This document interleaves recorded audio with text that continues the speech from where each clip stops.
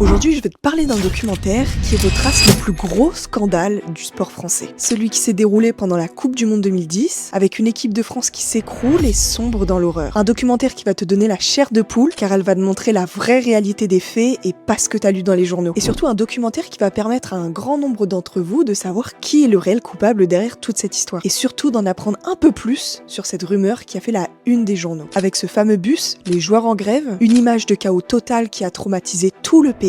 Mais qu'est-ce qui s'est passé réellement ce jour-là? Et juste avant que je te donne le nom du documentaire, n'hésite pas à t'abonner parce que je te donne des recommandations tous les jours. Et bah toute cette vérité, elle est enfin rétablie et disponible sur Netflix dans le documentaire Le bus, les bleus en grève que tu ne dois absolument pas manquer. Parce que dans ce documentaire, les joueurs de cette équipe en 2010, ils parlent enfin. Et pour la première fois, ils vont donner leur version sur ce qui s'est vraiment passé. Et c'est là que tu comprends que la réalité, elle est bien plus complexe que ce qu'on t'a raconté. Et le plus dingue, c'est Raymond Domenech, celui qu'on a tous détesté, celui qu'on a tous pointé du doigt comme étant le responsable de tout ce désastre. Et bah lui aussi, il prend la parole dans ce documentaire. Et honnêtement, il s'enfonce encore plus, mais ça, je vous laisse le découvrir. Et la vraie question, c'est qui est vraiment responsable de tout ça? Les joueurs, le coach, la fédération, ou peut-être un système entier qui s'est effondré sur lui-même? Ce documentaire, il est là pour te montrer tous les coulisses, les tensions, les égos, tout ce que les médias de l'époque t'ont caché ou mal raconté. Alors si t'adores le foot, que t'as déjà entendu parler de cette histoire, ou au contraire t'aimerais en savoir davantage, et je te conseille fortement de le regarder, parce que moi je vous le dis, ça m'a complètement retourné le cerveau.